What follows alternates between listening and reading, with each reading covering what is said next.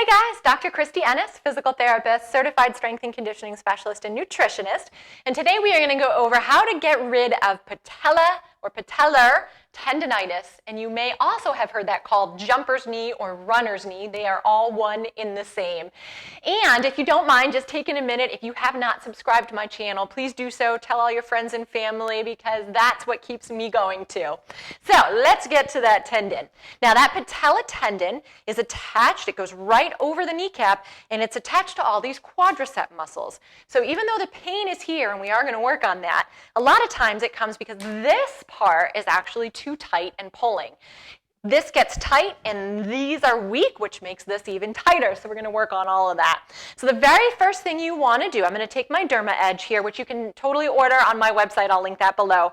But we're going to get some blood flow going and the fluid moving into those quadricep muscles, right? Remember I said this tends to be where the area of issue is. And you do have 4 quadricep muscles. So you want to make sure that you're getting inside, outside, and right in through the middle. You're going to do this until it feels a little less bumpy, crunchy, yucky, and then you know that you've got some good movement in through there. Okay, that's step 1. Step 2, if you found while doing this that you had some knots in there, some really bumpy spots, you're going to take a tennis ball, I'm just going to move my stool out of the way, find where those spots were. You're going to lie right on top of that. And you're going to do a little active motion right over that spot until you feel like that spot gets a little less sore. And I'm all crunched up here. Let yourself relax. You don't need to be me. And you're going to move that around, and if there's a couple different spots, and do this to each different spot. Okay? So that is loosening up the quad first, then working on some of those trigger points. And then we're going to move down to that tendon. If it is really super duper ridiculously sore, start with a little ice massage first. And I really do like the little cups that you fill up, the paper cups, fill it up with water, freeze it.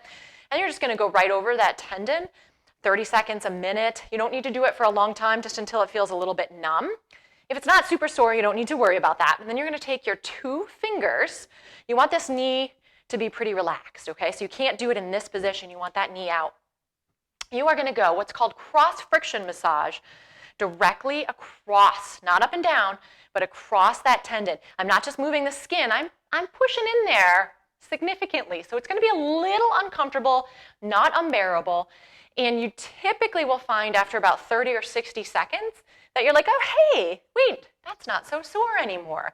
You want to make sure you get the whole tendon, so make sure you're getting kind of either side there too. And it can take up to 5 minutes before you really get some relaxation into there. Again, blood flow going and all that stuff. If that bothers your fingers or your hand, again, you can use something like the Derma Edge and do that same idea where I'm just using that little edge to go across there. And this is something you want to do, all of these things actually, every day. You can do it twice a day, but please don't do it more than twice a day, okay? So that's loosening up the quad, getting blood flow and flow and movement into that tendon, breaking up that scar tissue a little bit. And then lastly, for that stuff, I'm going to grab my chair and have a seat. Mine moves, hope yours doesn't at home. But you're actually going to pin that down, and then you're going to add some flexion and extension. So kind of pin and then bend down. You can even do that with your quad muscle too. This one though is kind of the last one that you do. So if the other ones work really well, you don't even have to add this. This is just if that wasn't quite enough. And again, same kind of principle. You'll do this until it just feels a little bit better on some of those yucky spots. All right, so that's all the loosening stuff. Now we need to work on that strengthening stuff. Like I said before, the butt tends to be the weak link for some of this stuff. So a really great, easy one to do, and you guys who follow me have seen this before, but your little frog bridge. So soles of the feet together, think about pulling those abs in, squeezing those glutes, and then you're going to lift right up with that booty. 20 or so reps, you can add a band in here. If that is too much, obviously you can start by doing it with those knees pointed forwards. Even lifting up those toes will put a little bit more emphasis right in through the glute.